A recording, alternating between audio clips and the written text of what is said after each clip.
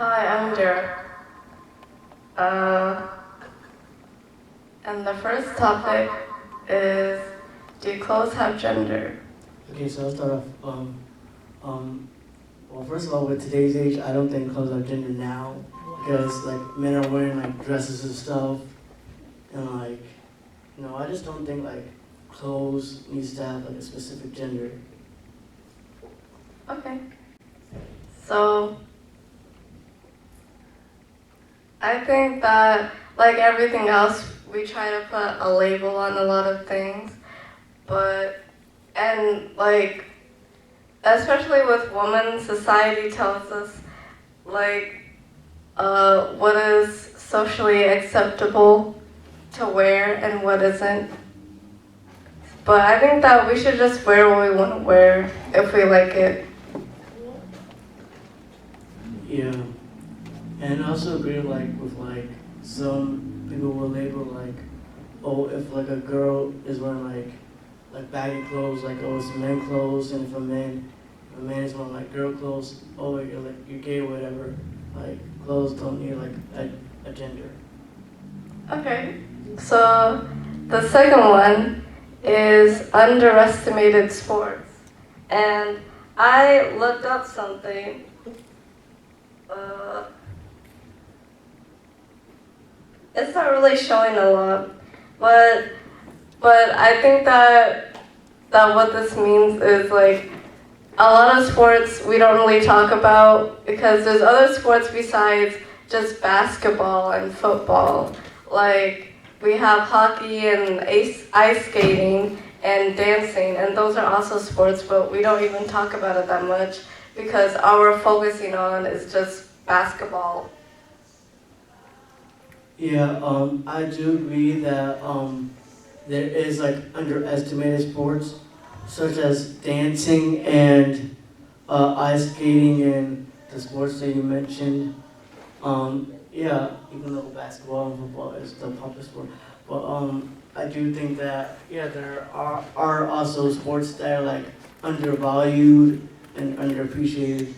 Yeah, like with ice skating, you still have to go through a lot of practice and a lot of training to do that because you have to be perfect at everything and you have to make sure your lands are good. And then with dancing as well, like that, I don't think a lot of people think that there's a lot that goes into it, but you do because you have to practice a lot. But I also think that basketball and football, but especially basketball, like you gotta practice, you're shooting, you gotta practice all this. So I do think like even though yes, underestimated sports is undervalued and stuff, I still think like the popular sports are popular for a reason. Well, we should still appreciate every sport because it still is a sport, and there still is a beauty to every sport. Okay. Okay. The next topic is, what are some challenges that we will have to face in the future because of how people look at us? So I'll start, and especially with us being minorities, that's like the biggest thing because we're both black. So of course, when people look at us, they're gonna automatically think that automatically gonna assume things, and it's even harder for me because I'm a woman, and women are automatically underestimated. Yeah, but I'm a black man, so that means that like if I go in a job interview or whatever, or have an opportunity to do something else, like they're gonna think like I'm a thug or I'm a gangbanger. I'm just maybe not educated as everybody else. So I do think black men overall have it like bad, like definitely with stereotypes, and how like we are judged. I think we're at like the bottom, like the low of the low, because like people think like we're like undervalued, like just not educated. We don't like live in nice families or anything like that. So Um, I think with women, yeah, I agree with that. But there is also a lot of bad things like bad stereotypes with black women because they think that we're incapable of doing things or that we might not be as talented or as educated or as smart as someone else. But like, look at what like happened the last 2 years, like with 2020, 2021.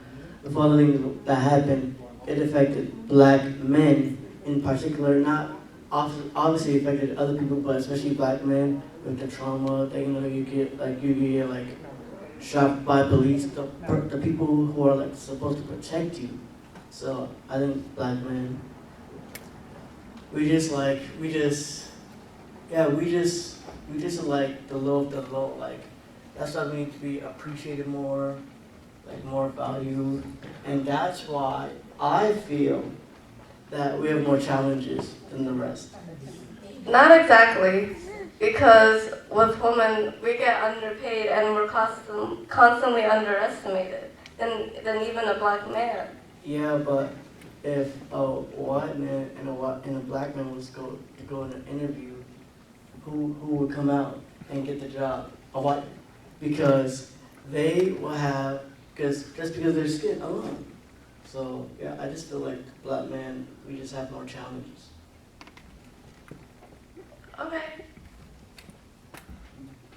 Do you want to read the next topic? I can't see it, so. Oh, okay. So the next topic is, what does the right thing look like?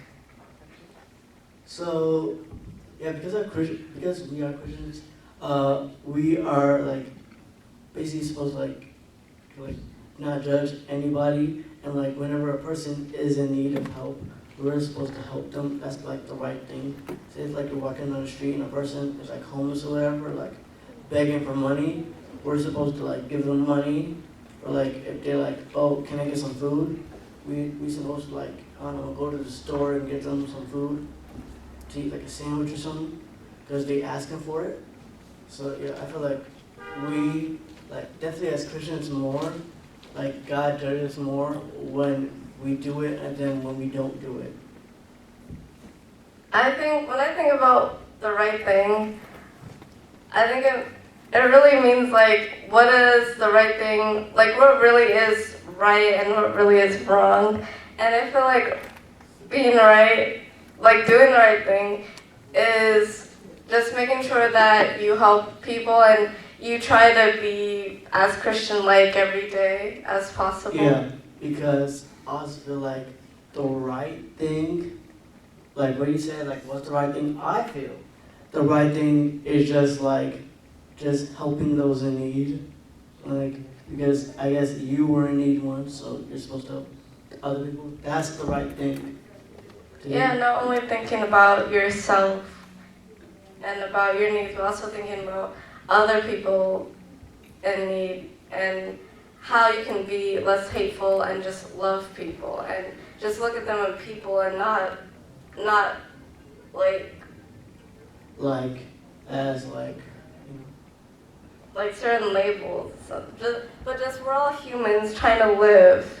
So we should look at them as that, just trying to survive and in this terrible world. so the free for all. What is the free for all in your? So Friday we saw Cruella and it was really good. Yeah, it was really really good. It was like better than like some like Disney villain movies that they put out. Yeah, I really liked it. I really did. I was surprised. I really liked it. Yeah, it was really interesting to see like how she got to that point. How she got to that point because especially in her childhood, a lot of things happened to her because she was just bullied a lot and she was looked at very differently because her hair and just she wasn't really like everybody else and she had an attitude and got into a lot of fights. Hopefully like the next movie that they do with her will like just give more to the character because I really like that. this movie, the Gorilla movie. It was really good, like really good.